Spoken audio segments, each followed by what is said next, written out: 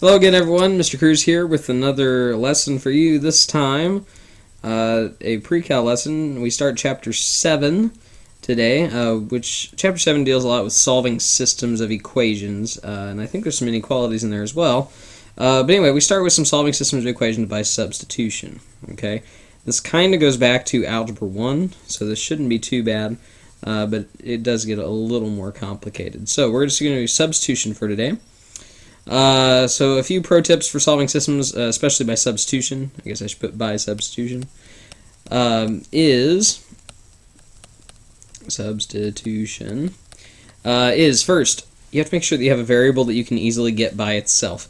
So for instance, if I have some equation, x minus 2y equals 5, it's fairly easy to get the x by itself, right? It'd be x equals 2y plus 5, okay? If you don't have some variable that you can easily get by itself, substitution's probably not the way to go, okay? Once you get that by itself, you plug it in or substitute that expression into the other equation that you're given, solve for the other variable, and once you get that one, you plug it back in. Your answers to these should be an ordered pair. It should be x comma y, okay? Not x equals and y equals, but it should be an ordered pair, x, y. Unlike Algebra 1, where you only had one solution when you solved these, since we're in Precal and we're going to be doing other types of equations, you could actually get multiple solutions, so we'll have to be careful. Please check your answers in both equations. It should work. Remember, graphically, these answers are where the two graphs intersect each other, okay? And it is possible to get some that are no real solution, right? We can get some graphs that don't exactly match up and will never touch, so we have to be careful. Enough me jibber-jawing, let's try some.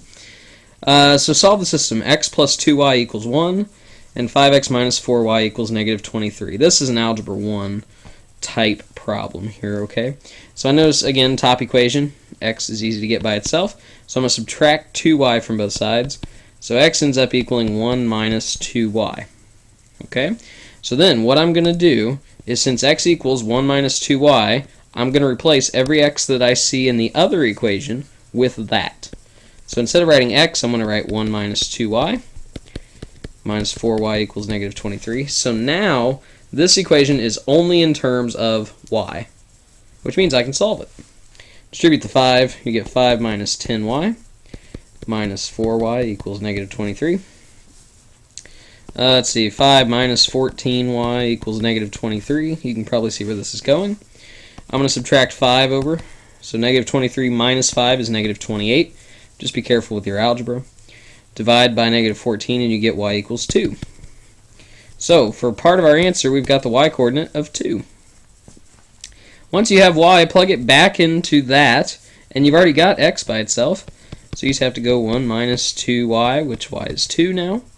So x will equal 1 minus 4, which means x is negative 3.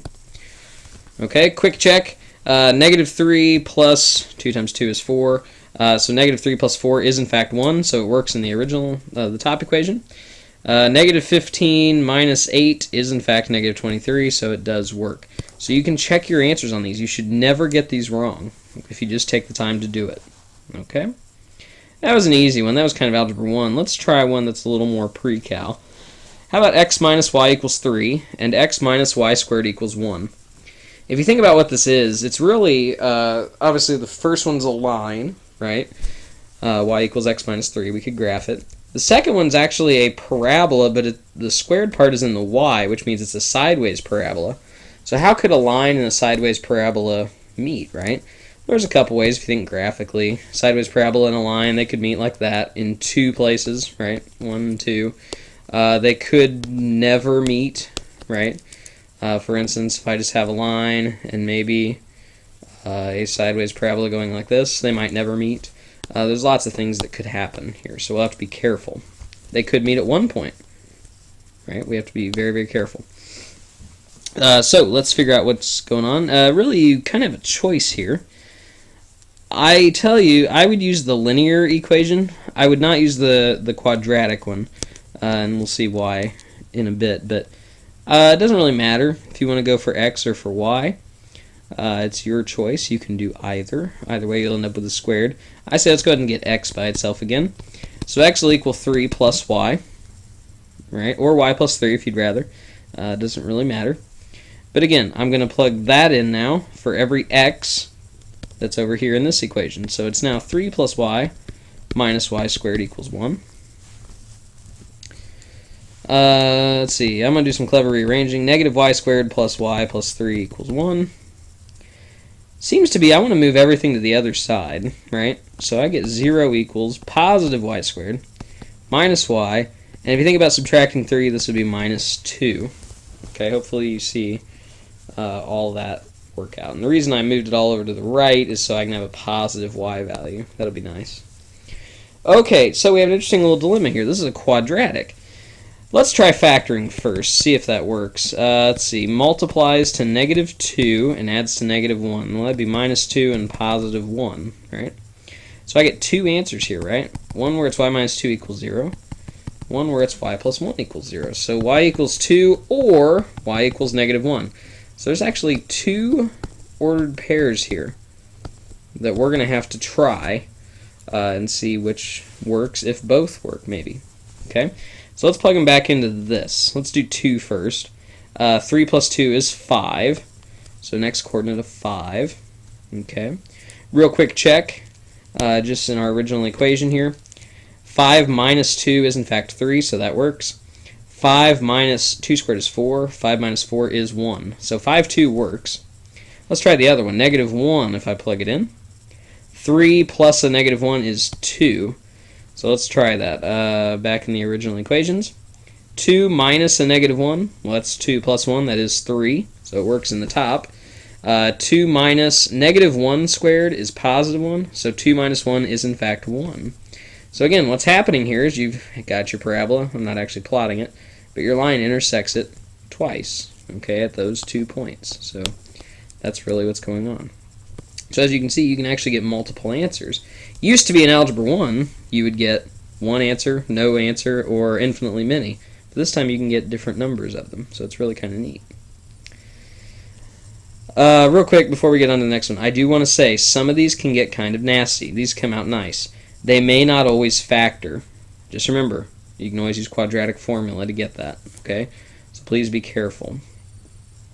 Alright, find the sales, X, necessary to break even, where revenue equals cost, and the corresponding revenue by selling X units. So they'll give you two equations, cost and revenue. I hope you know that profit would be revenue minus cost, right? And the break-even point is where basically those two are the same. You're not making any money, but you're not losing any money. So all you're doing is you're going to set, really it should be equals R, you're going to set these two equal to each other. Okay? So 4.15x equals 2.65x, don't forget the 5, plus 350,000. Again, you're just setting them equal because it tells you R equals C. I would subtract 2.65x. So let's see, you get 350,000 over here. 4.15x minus 2.65x. And that's 1.5x, right? So then you just have to divide by 1.5.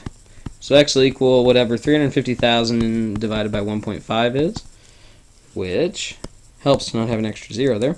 350,000 divided by 1.5 is $233,333.33.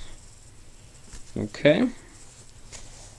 So that's the sales necessary to break even, right? And then it says find the corresponding revenue. Well, let's just figure that out. 4.15 times that answer. And you just multiply that out. And I actually kept my previous answer in. I get $968,333.33. So that's where we start breaking even, is if we sell 233,000 a little more units, and then really this is units, not money. So I guess we'd have to sell 34 to break even, right? But anyway, that's how you do it. You just set those equal to each other, okay? So you can see where the substitution kicks in. So we have to be very, very careful. Alright. Here's your assignment. It's the day one assignment. Hopefully the sub gave you your assignment sheet. It's actually starts on page 495. The assignment sheet says 496. But anyway, if you have any questions, please feel free to tweet me, email me, somehow get a hold of me. I'll be here in the morning. I'll even be here after school, but it probably won't be until 3:30. But if you have questions, please feel free to ask, all right? Good luck, and I will see you in a couple days.